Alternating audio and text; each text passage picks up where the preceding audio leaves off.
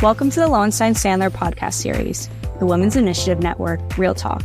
I'm Amanda Cipriano, an associate attorney and member of the Women's Initiative Network at Lowenstein-Sandler. Before we begin, please take a moment to subscribe to our podcast series at lowenstein.com/podcast, or find us on iTunes, Spotify, Pandora, Google Podcasts, and SoundCloud. Now let's take a listen.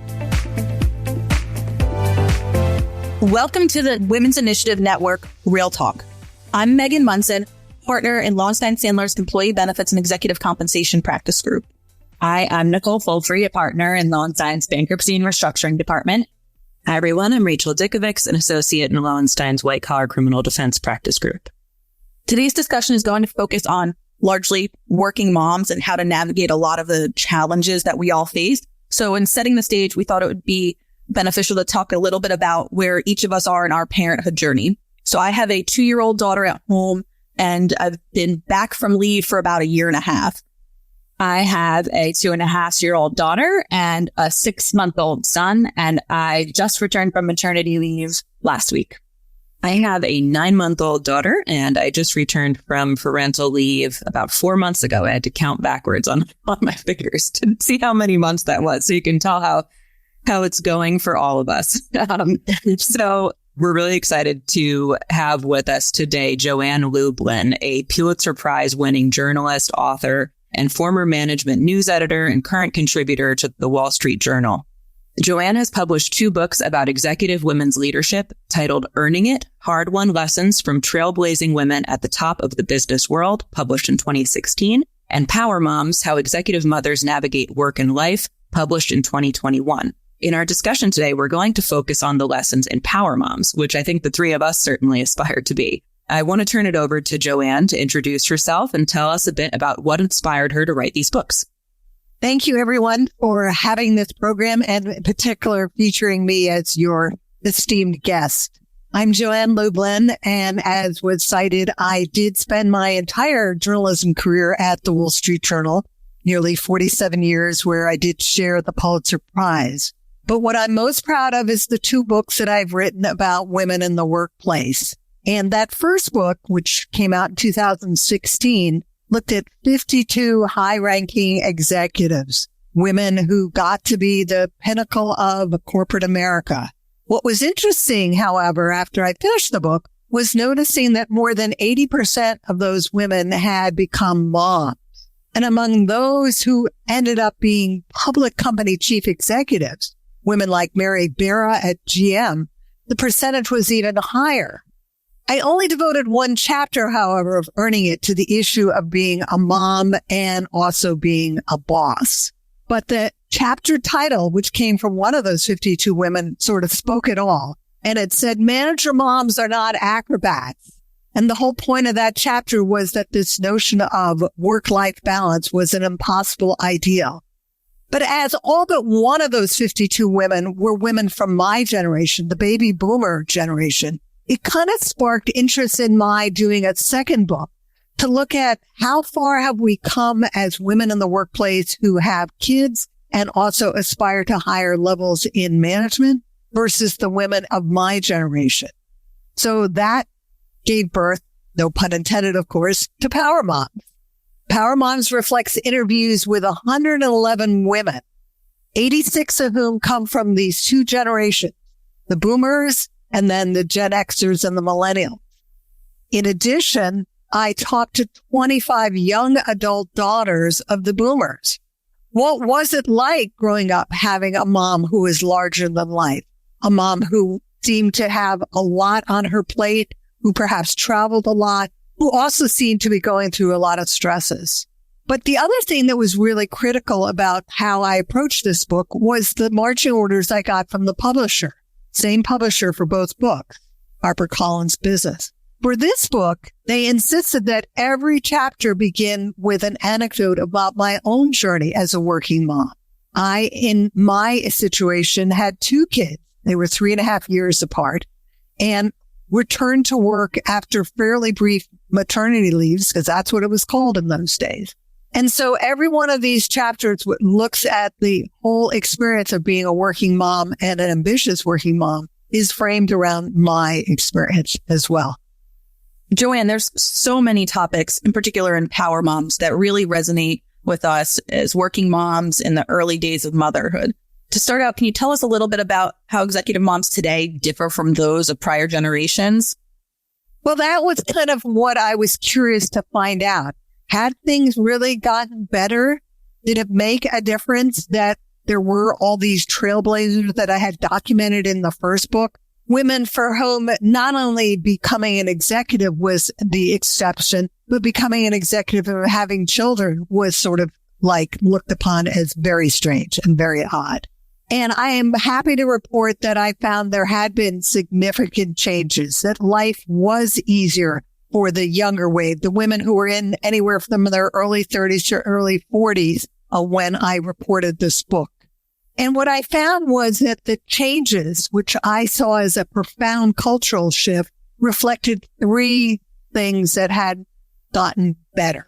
Number one was that these younger wave women had more supportive life partners. And part of that was deliberate. They were not willing to commit themselves to a long-term relationship or marriage unless that life partner was equally committed to their success as a woman and equally to their success as a parent. The second change was that there were more female-friendly workplaces. For many of those boomers, when they entered the workplace, you had your choice of going to work for one unfriendly family workplace or another unfriendly family workplace, whereas the younger wave could choose to not be somewhere where it wasn't supportive of their needs as a woman, in particular, their needs as a parent. And the third shift was that there were more women in upper management. Those trailblazers that I had documented in the first book not only had moved into positions of power, but they could act as role models, both as executives as well as parents, for younger women who had ideas about also aspiring to move up in their careers. And they could be both sponsors, meaning speaking out on their behalf, putting their reputation on the line, and mentors, which were role models saying, this is kind of how it works. This is what you should or shouldn't do. So I think all of those have really helped shift and improve things for the next generation of executive moms. In your opinion, why is the newest generation of executive moms still facing challenges? Because we've certainly come a long way, but there's always more work to do. Well, it's because there is this persistence of what some call unconscious or less conscious bias. And it's bias that affects men and women alike. It's the expectation that the mom is always going to be the primary parent. It's the expectation that you're not a real guy, a real man, if you take your fully allotted paid parental leave. And to some extent, we are ourselves to blame. Think about when your children, I don't think any of you have kids old enough yet to send to school, but when you do enroll one of your children in kindergarten or preschool, whose name are you going to list first on the emergency form? Yours or your partner's? And so, you have people like the late Ruth Bader Ginsburg, who was constantly being called whenever her son acted out at school. And after a while, she finally told the school, this boy has two parents. Call the other one once in a while. I also think that one of the issues that younger women who are trying to aspire to higher levels and also have kids are dealing with is that we see so many employers saying you got to come back to the office and you have to be there X number of days a week, or the perception that if you're trying to carve out a work from home schedule that is predominantly home based, the perception that somehow you're less committed because you have children, or you're less committed because you're working far from the office. And so you have this notion that you can't possibly be ambitious and that you are overlooked. There also is still this issue that unconscious bias training is not standard. And it's not happening top to bottom, and it's not happening on a regular basis. Yeah, we still have a long way to go. Joann, to your point about the expectations of moms still being the default parent, working moms are constantly being pulled in 1,000 different directions. And feeling like we're failing at one thing or another, or at times everything. And like I said, I'm fresh coming off my second maternity leave. So one of the things I've been really struggling with is feeling guilt about leaving my 6-month-old son and transitioning from being his primary caretaker 24 hours a day. While my husband deals with my toddler, it really was just me dealing with him. So I think it's a struggle for me to leave him at all. And so Power Mom shares your experiences alongside those of many other executives, mothers regarding what I'll call like the high guilt inducing issues working moms have to deal with. Pretty much all of them are at the top of my mind right now, but I'd love to hear some of your thoughts on what these executive moms and you have to say about some key topics, which for me, at the top of my mind are heavy business travel and the high tech demands of always being on. For me, I used to travel a lot for work, and with the pandemic, it kind of was really helpful because it aligned with the period right when I had my daughter. And so courts were virtual, and that worked out wonderfully for me. I could attend a hearing in Florida and then go to the next room 10 minutes later and see my daughter. Now some courts are transitioning back, and it is something I am a little bit scared of having to balance. And then the other thing is the high tech demands of always being on. I feel like, it's a struggle when the expectation of our clients is that, and rightfully so, is that we'll be available whenever they need us. But that's also the expectation of our little children clients. And so that's another area that I always struggle with. So what have you learned about these things? Please, Joann, help me share your wisdom. Help all of us, Joann. Yes. I'm happy to help all of you. Just remember, no one solution fits all.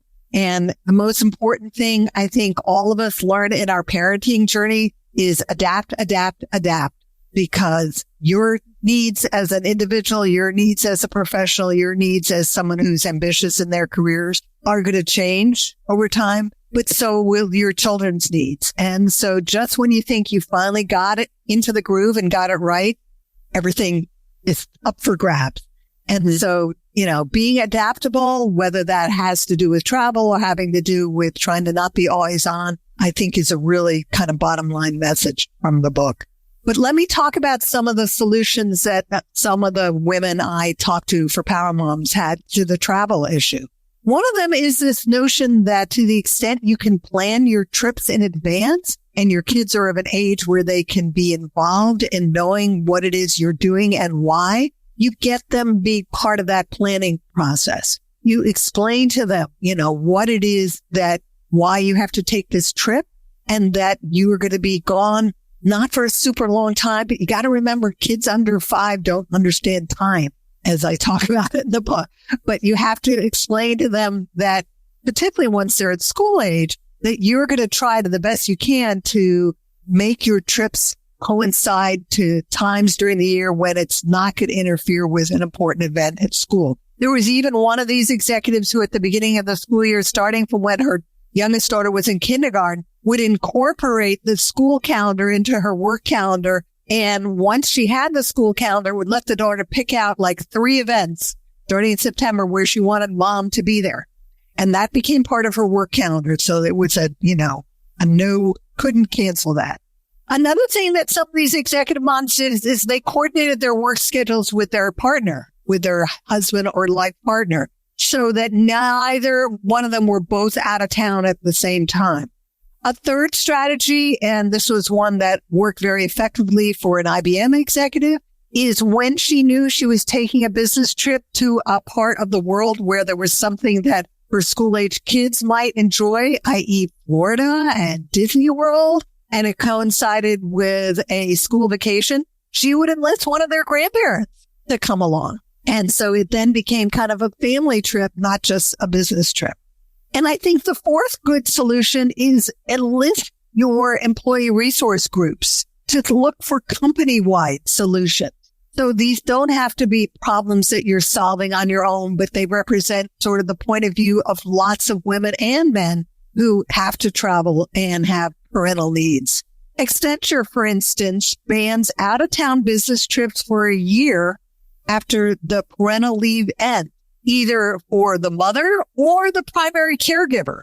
If it's the other parent who has taken the longer leave and then comes back, he or she then is not required to go out of town for that first year after they come back. In terms of the issue of being always on, I think this is a particularly persistent problem for individuals who are in professions that are client-facing. And nowhere, of course, is that more true than it is for the legal profession. And of course, when we were faced with COVID-19, even though you were able to go to those court hearings remotely, you were still under huge pressure to be always on because you were never away from the office and you were spending too many hours trying to serve those clients. And so I think it's really important that we make sure that technology works for us, not against us. And so that means that if you are working predominantly remotely still today, get the ground rules set with your boss that you need to carve out a certain number of hours of the day in which you are essentially protected hours. And that may be, early in the morning, which has happened to one of the younger power moms who had been working remotely before COVID, but then her kids were suddenly home once COVID hit. She basically said, I'm not free for meetings between 7 and 11 a.m. That's my protected time. If I have to work after the kids go to bed and make up that missed meet or whatever, I will. It's also important that you don't look at email when you're on vacation.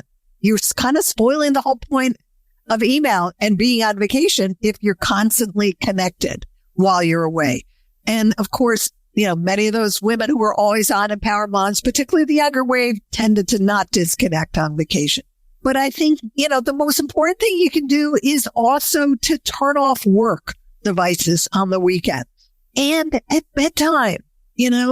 Too many of these women I interviewed for power moms slept with their phones turned on, okay, or even under their pillow. I don't think anyone ever found romance with their smartphone under their pillow. Or with their kid in bed. Or with their kid in bed, yeah. So, Joann, these are great tips. And I think generally what I hear you saying is that working moms kind of need to take control and be empowered to set your own boundaries. And that's something I've been definitely working on. But, we're a new generation and we're working with different cards. And I think, we need to be the ones to know ourselves and set our own boundaries. And like you said, if you can't take calls from a certain time period, if we had another client call during that period, we would just say, I can't do it. But we think because, it's an obligation with our kids, maybe, we feel guilty about it. But I think as this new generation of this new version of working moms, I think we really need to be empowered to say, no, I'm not going to be able to take a call between the hours of, 6 and 8 p.m. because that's when I put my kids to sleep. And that's just as important for me as a client call. Absolutely. But the importance here is to not feel like you have to reinvent the wheel solo, that there's solidarity in numbers. One of the younger power moms I interviewed for the book, when she returns from her latest maternity leave, she's a management consultant. She's on the road all the time. And she's lugging 2 suitcases through the airport on Thursday night. And one of them is filled with the milk she's expressed over the prior 4 days. And it leaks, all over her clothes. And she complains about this to a client who happens to be at a law firm. And the guy at the law firm says, well, gosh, our partners and others, associates who have to travel for work, who are still nursing, we ship their breast milk home. And this light bulb goes on, okay? And so she approaches the executive sponsor for the parenting employee resource group, and they, turn this into initially an experiment on a small scale. And when that works, they extend it to nationwide. And it not only applies to the women who are traveling, but if the male financial consultants have to go out of town and their wives are also just back from work and are nursing moms and want to come along on the business trip, they ship home the express milk of the wives of the male consultants. But that wouldn't have happened if this woman just spoke up because of her leaky suitcases. It happened because they had an executive sponsor for their parenting employee resource group, who got the ear of the top brass, and they did a pilot and that worked. That's amazing. And I love that story. It's just so important to talk about these type of issues. And it just shows what a far way we've come from women having to hide in a maintenance closet to pump their milk for their baby. So that story makes me really happy. Or in my case, I had to pump my milk down the toilet because there wasn't even a maintenance closet I could go to. And I would do it in tears. because there was no such thing as a refrigerator to keep your milk in. It had, sandwiches with mold all over it where people kept their lunches. Very thankful for the far way we've come. Indeed. And the trailblazers like you guys who've made it way easier for us.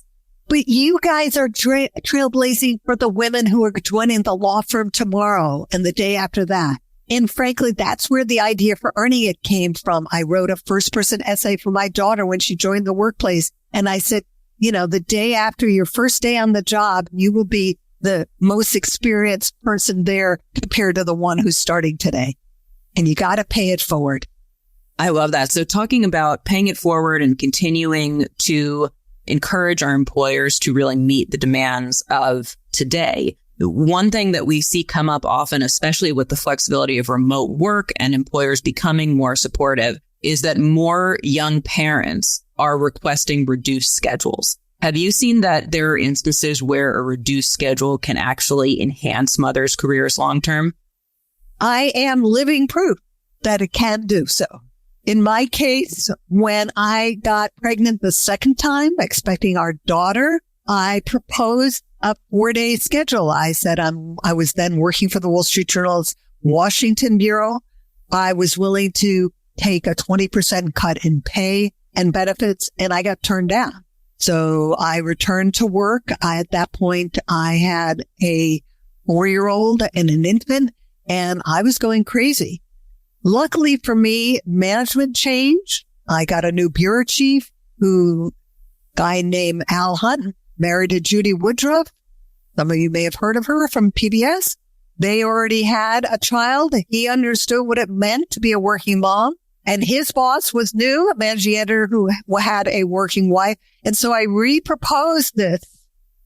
And it not only was accepted, but they did not cut my pay or benefits. And nor do they expect me to work longer hours. They essentially said, we think you will do as much work and good journalism on a 4-day schedule as a lot of people in this bureau do on 5 days. And so not only was I able to have that reduced schedule, it meant I was able then to be active in the co-op nursery school that my daughter eventually attended because I could co-op on Fridays. Plus, it was beneficial to my career because at the end of that time period, I was asked to move into management and move to London as initially the news editor and then the deputy bureau chief. So I ended up working for a woman in that bureau. We were the first Wall Street Journal bureau where the 2 top managers were women. And yet years later, when I'm reporting Power Moms and I ask Al Hunt, why is it that you gave me this great deal and didn't expect me to take a cut in pay or benefits? And he said, because we thought you would quit and go work for the competition. The thought had never crossed my mind, but it made me realize we don't value our own contribution enough when we're looking for flexibility in our work schedules. There was another great example in Power Moms of a woman who had come from a large corporate background, but was being recruited to become CEO of a startup. You might have heard of it. It's called Spanx. But at the time... Oh, yes, I've heard of it. Like I said, just returning from my second maternity, very familiar. Okay, so this is Lorianne Goldman. And at the point when they're asking her to become their first outside CEO, she has 3 kids, 3 sons under 8 years old. So she negotiates an employment contract that actually has language in there that says the company acknowledges the fact that she will sometimes have to leave the office during the middle of the day to deal with family issues. So she gets this in writing. And essentially this was a deal breaker for her because she was negotiating from a position of strength. She was coming from a big beverage company, a global beverage company. And this company wanted, a CEO who knew how to make the trains run on time. And she did a fabulous job as Spanx's first outside CEO. But she knew that she had leverage. And guess what? We all have leverage. We just forget to learn how to use it. I think that's so true and really resonates with me. I mean, in my experience, both before going on parental leave and in the months that I've been back, I've found that any request I've made, the answer has been yes. they were reasonable requests, but, I think a lot of women may hesitate to ask for things because they don't want to appear that they're less serious about their career than they were before they had kids, or that they're not prioritizing work. But I think that we all have to keep in mind that there are seasons of our lives, like you said, that as soon as you kind of adjust to one thing, things change again. But in the season of your life where your kids are very little, you may need some accommodations at work, and that will help you stay at work for the long haul, as opposed to, not being able to accommodate what you need and feeling like you can't make your job work anymore. So I think it's really helpful to hear these success stories of women who were able to make adjustments and request accommodations that made their job work for them so that they could provide their employer with high quality work while still making things work at home. On that topic, I think one of the main stressors, and you touched on this earlier, that can push women off this kind of power mom who has it all track is being the default parent outside of work. I know we talk a lot about millennial dads being more involved than prior generations. And anecdotally, I think we'd probably all say that that is true.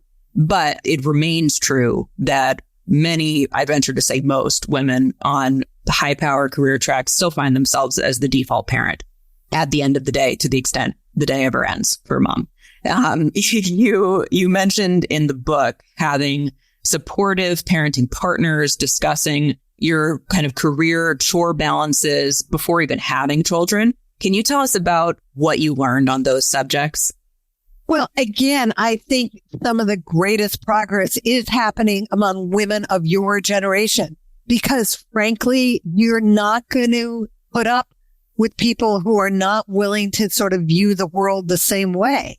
And so, if that means in order to co-parent that your spouse or life partner dresses your toddler for preschool with mismatched socks and the shirt on backwards and dirty underwear, you're going to let it go.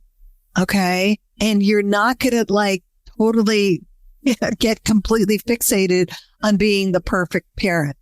And I think at the end of the day, that's truly really important, is to make sure that we give ourselves the grace to diffuse all this working mother guilt, to not feel like we have to be the default parent, that this is a partnership. And the way you do that is you not only talk about this before you enter into this long-term relationship, you have regular checkups, because like I was saying before, things are not going to stay the same. One of the younger power moms that I talked to for the book, Margaret Joann, was somebody who I think did it right.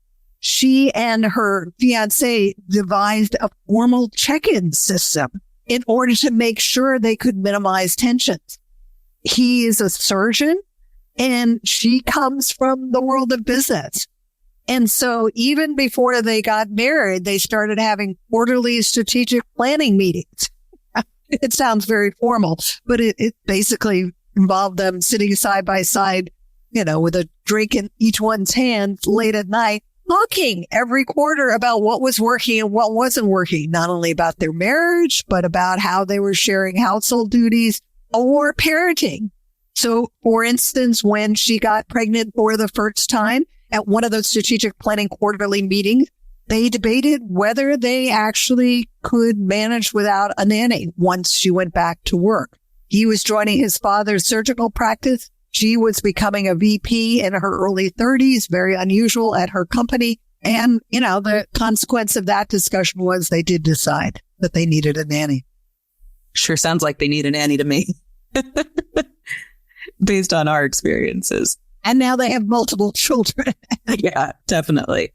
So we talked earlier about the differences in prior generations of executive moms and today's working moms. We are lucky to be at a point in the practice of law where there are lots of women who are senior to us as well as junior to us. And at least the three of us are kind of somewhere in the middle between, the more senior generation and the brand new Gen Z generation that we just recorded another podcast with, talking about, how Gen Z's attitude is different about work.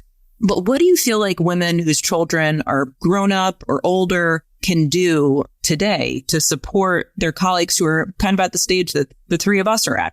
with young kids, pretty new to being mothers, what can these moms who have been around the block in the business world do to help support us?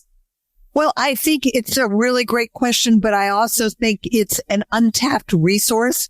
Whether you look to these women informally or formally, you should recognize that they've been down this road before and they are eager to share their expertise, their insights, their support to tell you what worked and what didn't work. And then there are formal programs. The last chapter of Power Moms looks at a handful of companies that are making work workable for working parents. One of those I highlight is PwC, which many years ago initiated a program called Mentor Moms. It was the brainchild of a woman who had come back to work after having a child and feeling very alone and very isolated and very unsure of herself in terms of how she was being viewed, as well as how she was dealing with the guilt of leaving that baby at home. But these Mentor Moms becomes a very formal program, and it still exists to this day. And what happens is a woman who's already come back to work, whose children are older, is paired with an expectant woman before she goes out on parental leave, while she's out on parental leave, after she comes back from parental leave, and offering tips based on their experience, like the notion that maybe you start work back in the middle of the week so it doesn't feel so stressful because the week ends sooner than you expected. I started my return from maternity leave on a Friday, and it was amazing for me. So that's a great tip, Joann. Absolutely. But another one of the companies focused in that last chapter is American Express. And so when American Express makes for a more generous parental leave policy, one that applies to men and women alike, primary and non-primary caregivers, they indeed recognize the fact that having so many people go out on leave can put a strain on those colleagues who either have grown children or have chosen not to become parents. And so what American Express did is they created a small pot of money and told supervisors they could use this to hire temporary staff. This became very, very apparent to me when I showed up at American Express's headquarters to interview one of their younger executive moms for this book. And the male PR guy I had been dealing with wasn't there. The woman who greeted me said, "I'm so-and-so from the such and such PR agency. The guy you've been dealing with, his wife just gave birth and he's out for the next 5 or 6 months. And they brought me in to be a temporary fill-in from one of their regular PR agencies." I think it's important to recognize that many of these younger moms, women who are perhaps even newer to parenthood, those of you who have more than one child, don't know how they can move up in their careers, especially if they're trying to work at a, flexible schedule. And so I think as a law firm and also as colleagues, it's important to educate them about the drawbacks of being remote, such as this thing called proximity bias, which is the boss picks on the person he or she's sitting next to them or in the office down the hall rather than the person who is remote or that project or that promotion. And the importance of learning remote networking techniques. The idea that ahead of a meeting where something important to your career is going to be decided or your budget or your program, you end up then networking, if necessary, remotely or in person with somebody who's going to be there in person. These are all really amazing tips, Joann. Any final words of wisdom to share about the future for working moms and dads? Well, I am hugely optimistic about the future for working moms and dads, mostly because I think people of both genders get it. They get the importance of being highly involved parents, and they get the importance of being highly involved in their careers. And they recognize that there is not only solidarity in numbers, but there's solidarity in trying to work on solutions together. So I think as individuals, my parting advice would be to make your choices wisely. Choose your right life partner. Choose the right workplace. And if it turns out that all those great recruiting videos in which it looked like it was a family-friendly workplace were just propaganda, vote with your feet. go work somewhere else. And thirdly, I think you need to choose mentors and sponsors wisely. Choose different mentors and sponsors at different points in your career, because what you need early on in your career, particularly in the legal profession, is not going to be the same as when you're getting close to being eligible for partner. But at the same time, recognize that most of your mentors and sponsors are going to be men, because men still predominate in law firms and in companies in upper management. Joann, thanks so much again for joining us today. We've had such a wonderful conversation, and I'm sure our listeners have found your insights and perspective very useful. I know I certainly have. And I think we've all got some new ideas about ways to improve even more our experience as working moms. Joann, can you tell our listeners where to find more information about your work? Sure. The best way to learn more about me, my Wall Street Journal career, and my 2 books is by checking out my website, www.joannlublin.com. It's got 6 easy clicks at the top in case you want to order either book from 6 different online retailers. I am agnostic when it comes to Amazon. I think we need to spread the wealth. I'm also available on LinkedIn. Thanks so much, Joann. And thanks everybody for joining us for another episode of the Women's Initiative Network Real Talk. We'll see you next time. Thank you for listening to today's episode. Please subscribe to our podcast series at lowenstein.com/podcast, or find us on iTunes, Spotify, Pandora, Google Podcasts, and SoundCloud. Lowenstein Sandler podcast series is presented by Lowenstein Sandler and cannot be copied or rebroadcast without consent. The information provided is intended for a general audience. It is not legal advice or a substitute for the advice of counsel. Prior results do not guarantee a similar outcome. The content reflects the personal views and opinions of the participants. No attorney-client relationship is being created by this podcast, and all rights are reserved.